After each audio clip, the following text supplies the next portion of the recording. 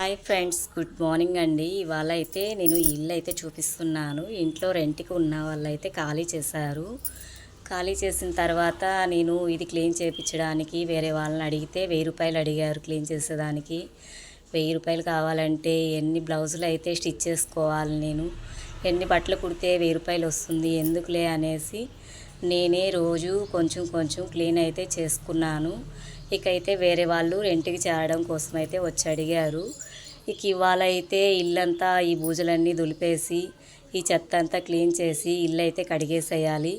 అందుకని మా బావ మా సాయి కూడా హెల్ప్ అయితే చేస్తున్నారు. నాకు చాలా బ్యాక్ పెయిన్ అయితే వచ్చేస్తుందండి. హాయ్ ఫ్రెండ్స్, మనం ఇల్లు ఇచ్చేటప్పుడేమో ఒక అద్దంలాగా అయితే ఇస్తాము.